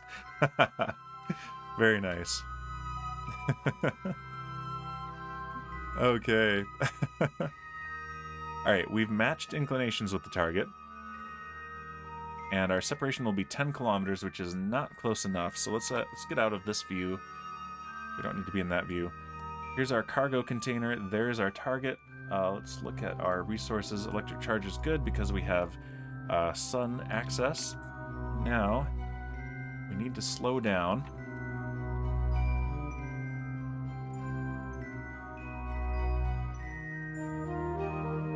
And tighten the approach. And that is not tightening the approach. Okay, so we're 42 kilometers away. We have some leeway here. Let's get closer. Speaking of my kids, I can hear them crying upstairs. Wife's watching them while I stream. Absolute champion. Alright, let's point this way and see if we can push our retrograde marker towards the anti-target marker. There we go. That is working. Twiglet! Twiggle T, welcome. I'm going to do this maneuver real quick and then catch up. It looks like you've redeemed Rescue My Kerbal.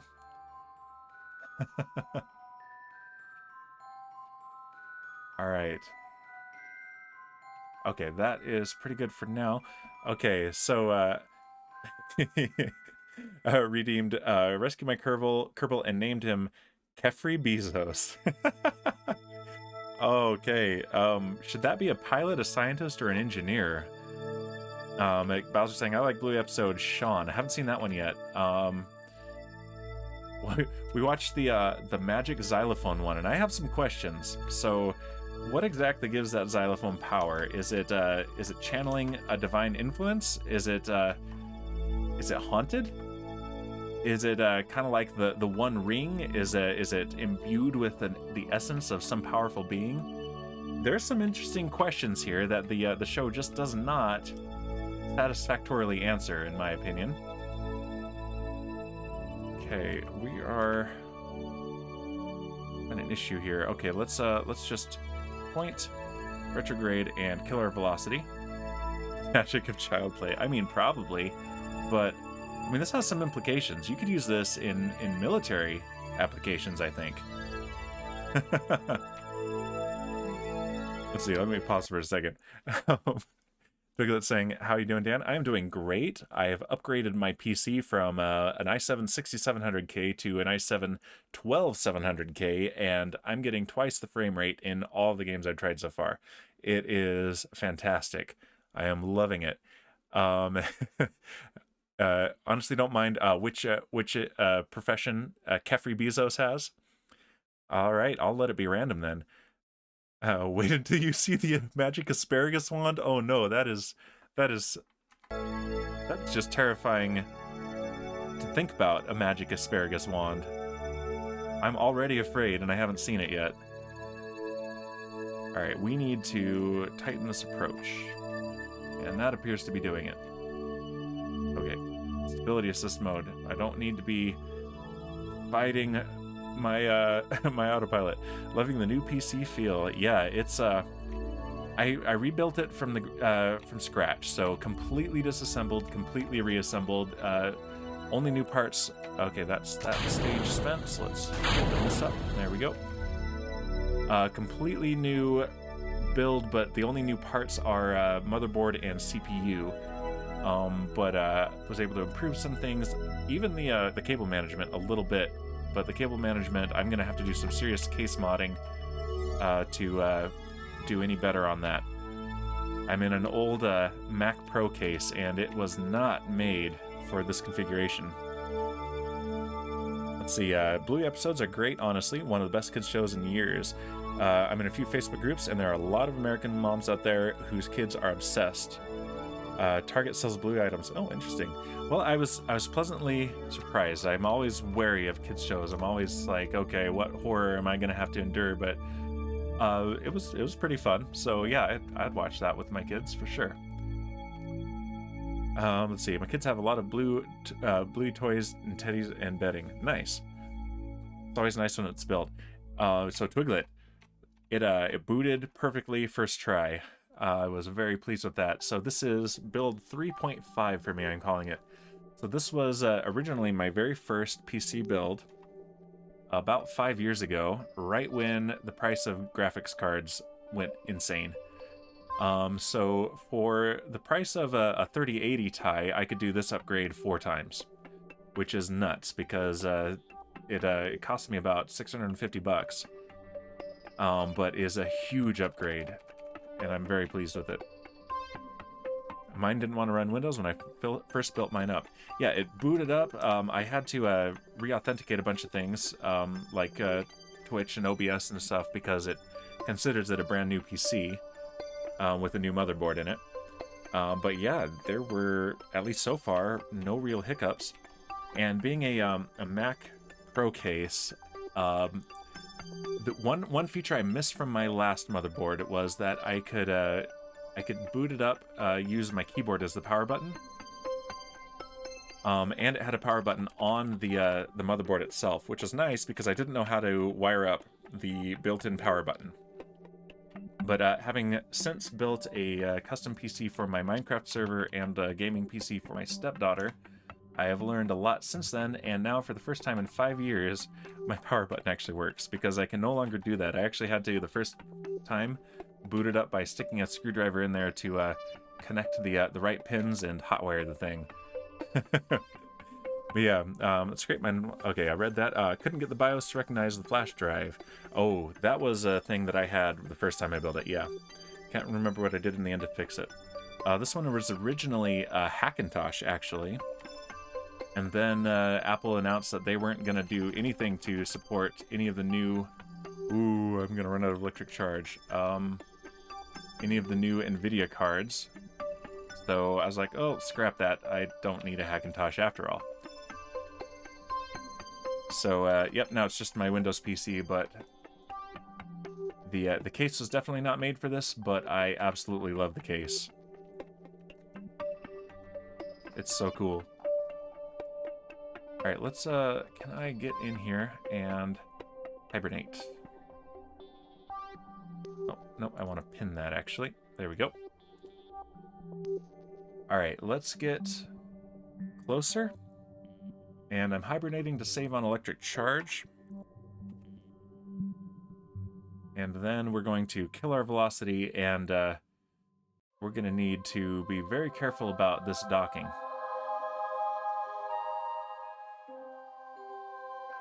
But yeah, at the very least, I actually did get the Hackintosh to work, so my first build being in a... requiring a ton of case modification, that was very satisfying, and then making it a Hackintosh on top of that, I'm very pleased with how well I managed that as a complete noob. Alright, let's slow down.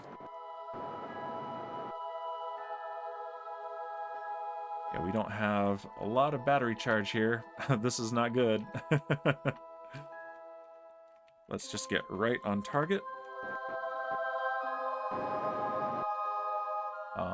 Hibernate.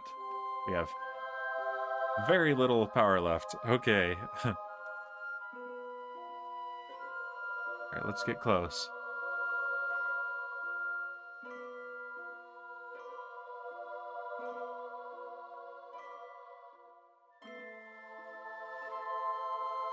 Okay, we can see the thing.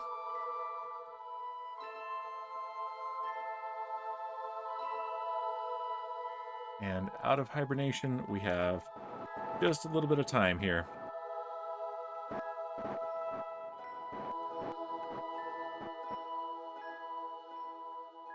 Hibernate.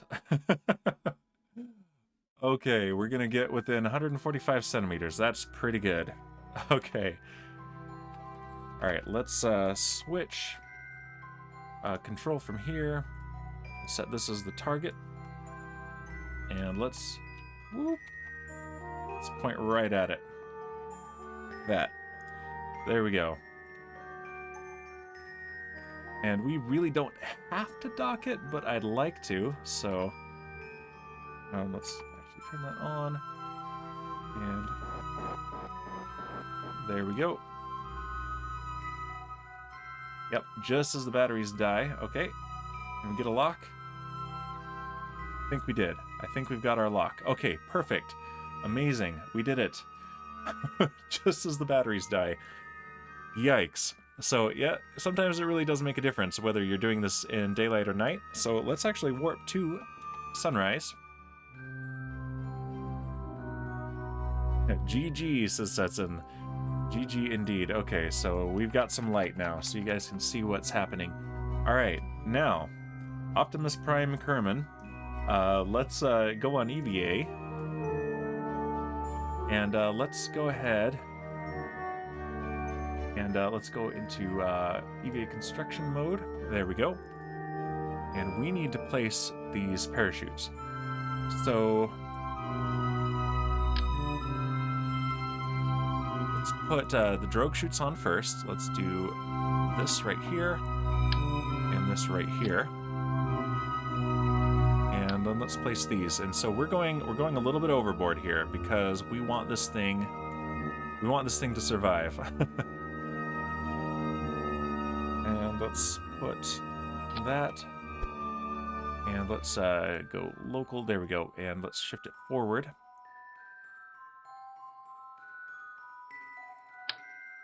And we want another one.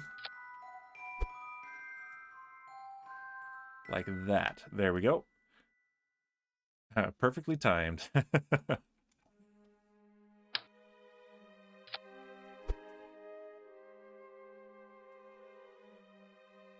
All right, and then the final one.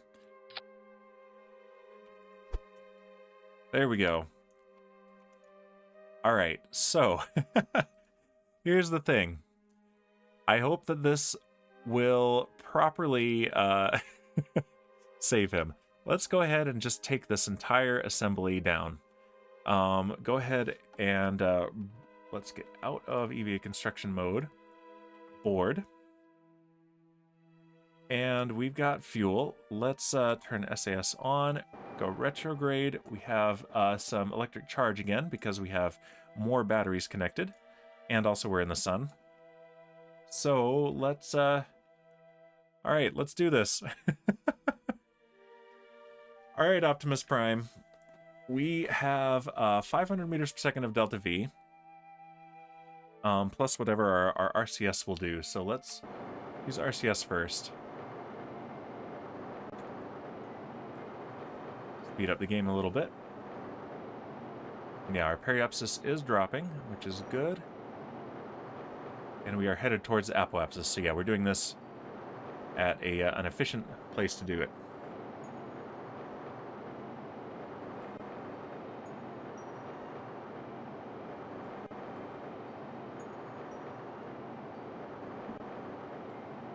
All right, and I'm just finished my beer.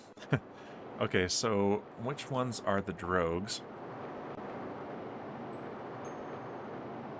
Looks like these two here. Okay, we want those to be in a separate stage. So let's do that there. And let's also do the other parachutes in a couple of different stages. Okay, that's those two. Let's do this one and the one opposite on the other side, because that will be the best balanced. All right, this is gonna be interesting.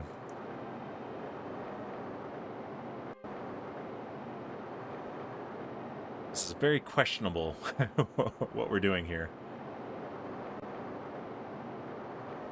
All right, now I'm going to use up this monopropellant. We'll come back around to apoapsis. It's now or never, basically. This is no time for caution. And then we're going to use the main engine, if we have enough fuel for it, to slow down while in atmosphere. Because we want to... And we're going to leave... Part of the reason we're leaving this on here is for more surface area. Also more weight, but more surface area, so more drag. Okay, we're about to run out of RCS propellant. We almost have an entry interface with the atmosphere. All right, there we go. That's all of our monopropellant. Let's come back around to our apoapsis. Warp here. Oh, we're in warp. Let's do it this way. There we go. Now we can use real-time warp on rails. There we go.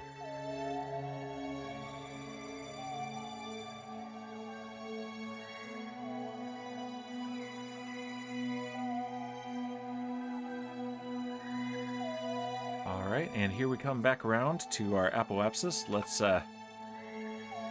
burn the main engine. We have 511 meters per second. We gained, actually, some of this delta V calculation by burning off the monopropellant because our ship is lighter now. All right, here's our periapsis. All right, we're going to do a very gentle approach, which means we're probably going to have a couple of times around, but we're doing this carefully.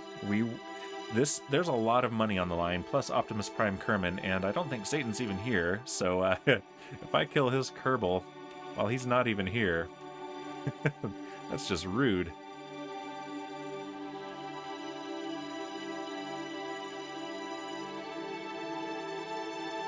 Yeah, Twiglet, I'll rename in the save file a Kerbal to Keffrey Bezos for you, and we will do that rescue in the next Kerbal Space Program stream. All right. Don't be rude. Bring him home. All right, let's go ahead and speed up the game a little bit, and we're coming through. So yeah, our we can see our drag down here. About 1/4 meter per second right now. And it is bringing down our periapsis and our apoapsis, mostly our apoapsis, but this won't be the only pass. But yeah, we're using the atmosphere to slow this thing down. It's not the quickest way down, but it is the most gentle way down, and that is what we want.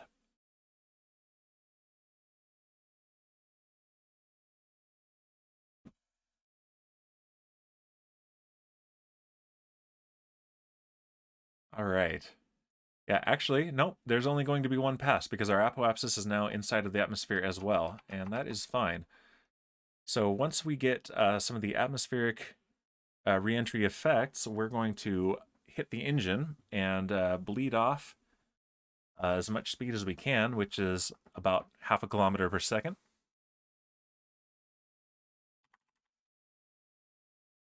Yeah, drag is taking us 1 meter per second every second. And that's only going to increase.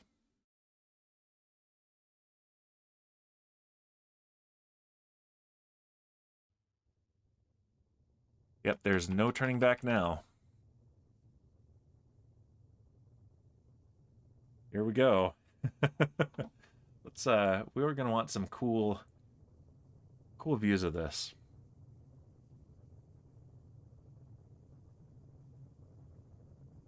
Auto flyby, yeah.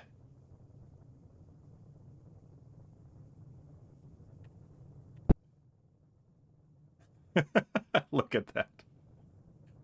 We're bringing home a space Winnebago. Sets in with the fire.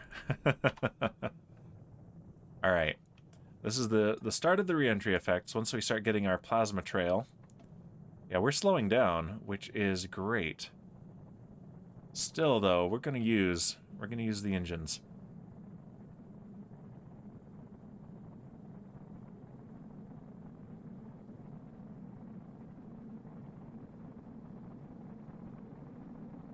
Okay, there's our plasma trail. All right, let's burn.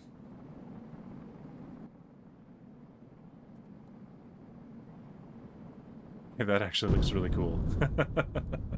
I like that.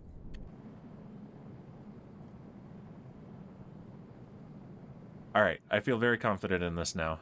He's getting about 2.5 Gs right now. At a very awkward angle, I might add. So he's sitting right there, and the Gs are pushing him kind of down and forward into his seat, rather than straight back into his seat, which is ideal for this. And we are out of fuel.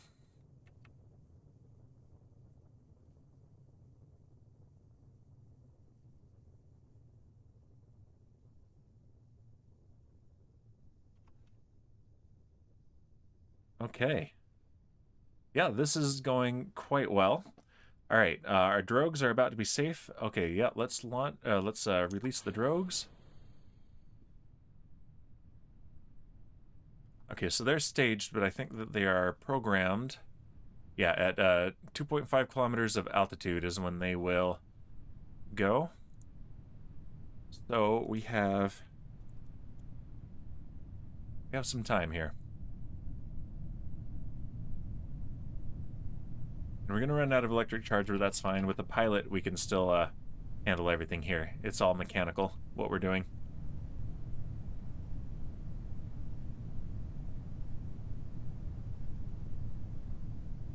Look at it go. What's it look like to him? This is his view. Look at that. That's amazing.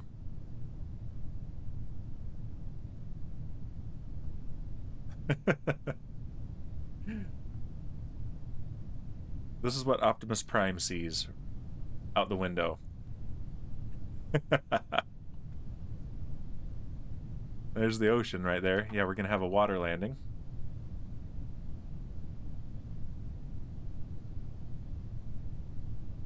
All right, 500 meters and the drogues should deploy automatically. Or not. There they go. Okay, yeah, that was an issue with the staging, apparently. There we go. And yeah, it looks like a spark plug. That's what that looks like. It looks like a big spark plug.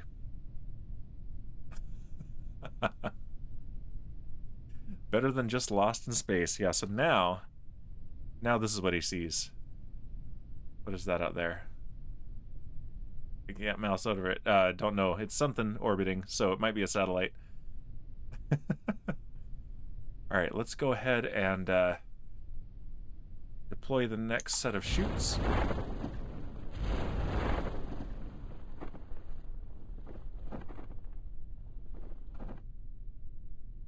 We can cut the drogues as well. Let's do cut parachute. Cut parachute. Sorry, I was doing dishes, says Bowser. No worries. We're about to end anyway. Let's put this in free pivot mode. What does that let me do? Oh, nothing, because we're out of electric charge. Yeah, we'll just lock it. All right, we're going 5.4 meters per second. This is already going to be pretty safe landing. But right when we're getting really low, we're gonna do the next set of parachutes anyway. He woke up. I wanted to sleep in, but not that long. I'm late for work. Set alarm. Yes. Well, my job wakes me up when they're ready for me to wake up anyway, because they cry on the other side of that door.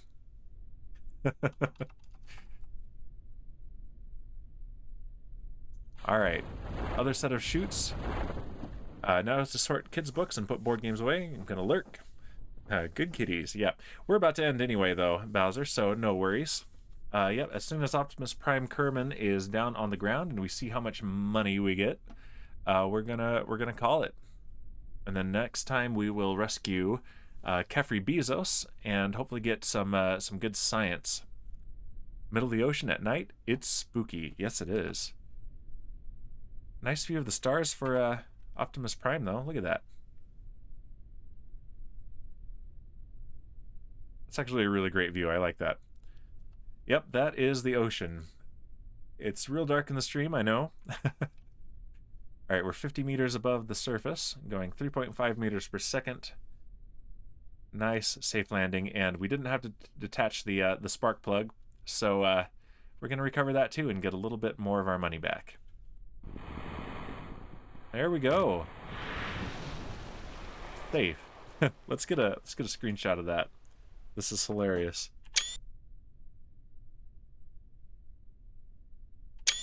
There we go. Yay! We did it! That's what I tell my kids whenever they successfully stand up or something. You did it! They try to say it back. I did it!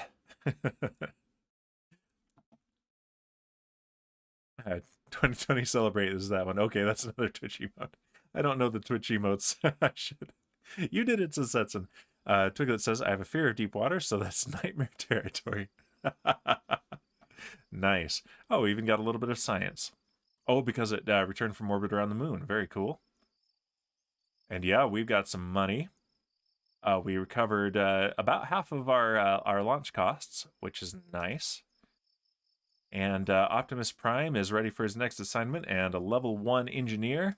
Very cool. Let's clear some notifications. I've got a lot of notifications. Look at this. All right, contract complete. Oh, it's still got the Manchi one. Yep, we rescued Manchi. Ganodon, we rescued. Irvin. Yep, first scientific data from Moho. Oh yeah, that was our flyby of Moho. And Meldorf has been recovered. Some of these I think might need to be... No, they are properly renamed. Okay, good. Yep, that's just our surface science. It didn't have a signal. Rescue Bowsy from orbit of Kerbin. I didn't know I hadn't dismissed that notification. Elric the Troll King. Yep. Rescued. Captain Kungball Spacey. These names. These are viewers named these. Since you're a mod, maybe I'll give you an honorary Kerbal. Yep, King Kong named that one. Bowser, of course, named Bowsy. Elric named Elric. Satan named Optimus Prime. There we go. Yep, cleared our notifications. And yeah, we got plenty of money from that. Not what we need, though. We still need more. We need about 1.7 million Spaceos to upgrade the research and development building. But what we can do is upgrade mission control. And one of the advantages to doing that is if I upgrade it, I can have unlimited number of contracts. I'm limited to 7 active contracts. But if I have unlimited, which I just upgraded it, with the money that we got from rescuing Optimus Prime, I can get more of the advance from these. So if I